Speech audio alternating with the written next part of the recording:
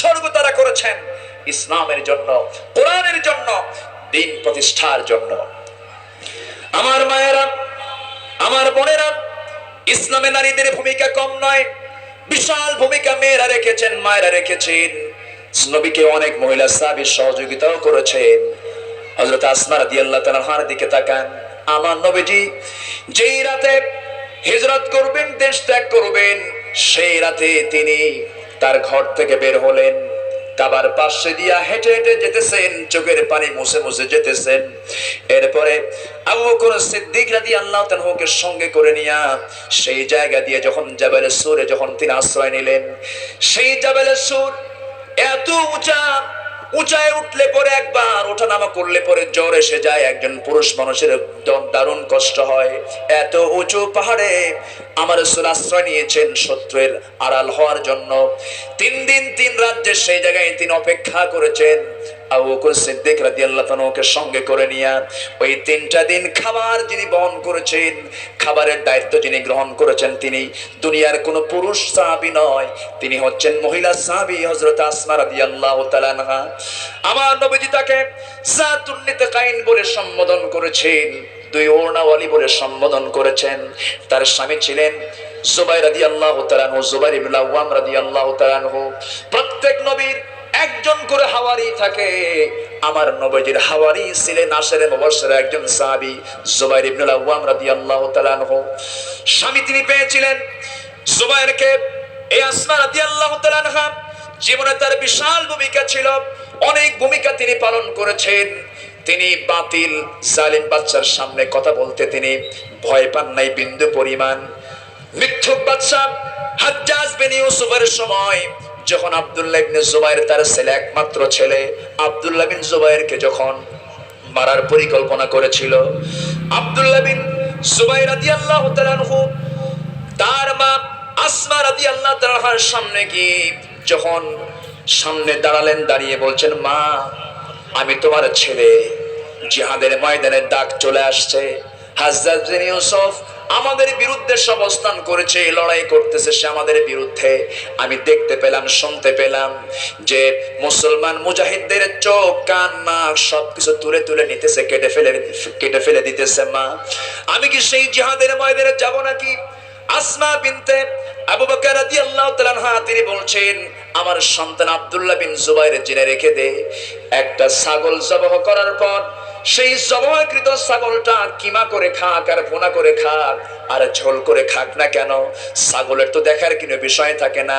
ওরে আব্দুল্লাহ, জিহাদের ময়দানে শহীদ হয়ে যাওয়ার পরে তোর চোখ তুলে নিক, কান কেটে দিক, নাক কেটে নিক, তোর তো দেখার বিষয় নাই। তুই দুনিয়া থেকে বিদায় হওয়ার সঙ্গে সঙ্গে জান্নাত পেয়ে যাবি, আর আমি তোর মা শহীদের মা হয়ে যাব।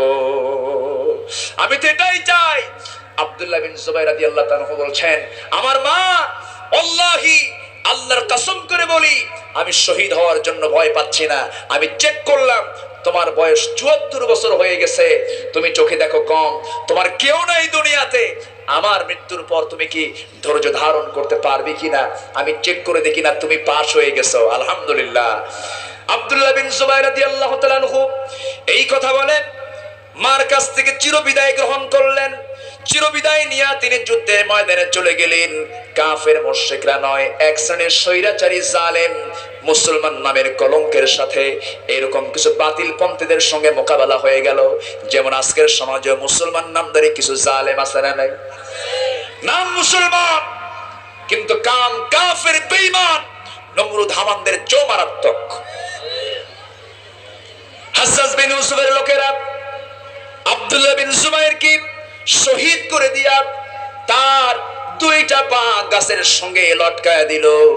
3টা দিন চলে গেল, কেউ তার লাশটা নিচে নামালো না। আসমা বিনতে আবু বকর রাদিয়াল্লাহু তাআলা আনহা খুঁজতে খুঁজতে গিয়ে দেখেন তার নিজের সন্তানকে গাছের সঙ্গে লটকায় রেখে দিয়েছে। আব্দুল্লাহ বিন জুবাইরের লাশ তিনি দেখতে পেলেন, নীরব হয়ে তাকিয়ে থাকলেন। লাশটা দেখি এবার তিনি বললেন, একজন মুসলিম মুজাহিদের ঘোর সোয়ার থেকে নামানোর এখনো টাইম হয় নাই, 3 দিন চলে গেল। এই কথা বলার পর কয়েকজন এসে তার পায়ের রশিটা খুলে দিল, তাকে নামায় দেওয়া হলো। আসমা বিনতে আবু বকর রাদিয়াল্লাহু তাআলা আনহা সন্তানটাকে চুমু দিলেন, আদর করলেন, স্নেহ দিলেন, আর বললেন, সন্তান রে, তুই শহীদ হয়েছিস, এর মর্যাদা আমি নিজেকে গ্রহণ করে নিলাম, আমি শহীদের মা হয়ে গেলাম, এটা আমি নিজেকে ধন্য মনে করছি। ইতিমধ্যে কয়েক শত মানুষ উপস্থিত হয়ে গেল। হাজ্জাজ বিন ইউসুফের সামনে উপস্থিত যখন হয়ে গেল, হাজ্জাজ বিন ইউসুফকে লক্ষ্য করে আসমা বিনতে আবু বকর রাদিয়াল্লাহু তাআলা আনহা বলে ফেললেন, বনি সাকিফ গোত্রের আমি আসমা একটা হাদিস তোমাদেরকে শোনায় দেই, ও হাজ্জাজ তুই শুনে যা। রাসূল বর্ণনা করেছেন, আমি আসমা বলছি, রাসূল বলেছেন বনু সাকিফ গোত্রের একজন জালিম বাদশা আসবে, মৃত্যুক বাদশা আসবে। রাসূল আগাম মন্তব্য করেছেন, আমি সেই জালিম বাদশা, মৃত্যুক বাদশা দেখতেছি, তুই হাজ্জাজ বিন ইউসুফ, তুই হাজ্জাজ, তুই হলে সেই জালিম এবং মিথ্যুক বাদশা। এই কথা বলার সঙ্গে সঙ্গে হাজ্জাজ বিন ইউসুফ ভয়ে পালায়া সে আত্মগোপন করতে বাধ্য হয়েছে।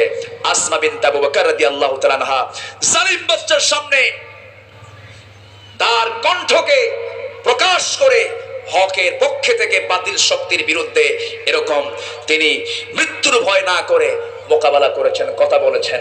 আমার মা, আপনাকেও সেই জাতীয় ভূমিকা পালন করতে হবে।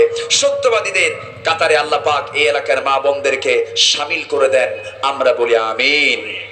আচ্ছা, এরপর ধৈর্যশীলা নারী, ওয়াল খাশিঈন ওয়াল খাশিআত, বিনীত পুরুষ ও নারী, আল্লাহ পাক বিনীত যারা পুরুষ এবং নারী, আল্লাহ পাক তাদেরকে জান্নাত দেওয়ার ওয়াদা করেছেন। আলহামদুলিল্লাহ। প্রিয় দর্শক শ্রোতা, এত